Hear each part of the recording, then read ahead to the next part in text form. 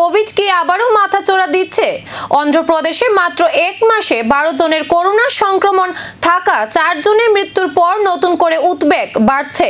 যদিও স্বাস্থ্য দপ্তরের দাবি পরিস্থিতি এখন নিয়ন্ত্রণে রয়েছে এবং আতঙ্কিত হওয়ার কোনো কারণ নেই।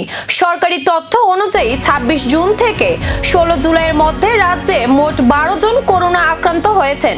এর মধ্যে কাডাপা জেলায় 8 জন, গুন্টুরে 2 জন এবং বিশাখাপত্তনম ও কাকিনাড়ায় 1 জন করে সংক্রমিত হয়েছেন।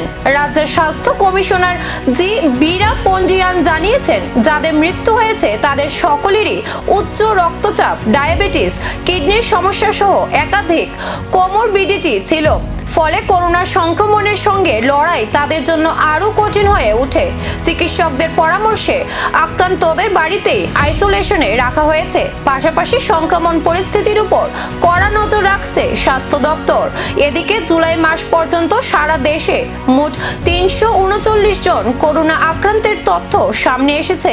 সবচেয়ে বেশি আক্রান্ত কেরলে, এরপর রয়েছে কর্ণাটক, মহারাষ্ট্র, তামিলনাড়ু, আন্দামান নিকোবর, দিল্লি এবং রাজস্থান।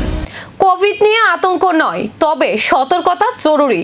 পরিস্থিতি এখন নিয়ন্ত্রণে থাকলেও সংক্রমণের এই ছিটেফোঁটা বৃদ্ধি ভবিষ্যতে বড় আকার নেবে কিনা সেই দিকেই এখন নজর স্বাস্থ্য বিশেষজ্ঞদের।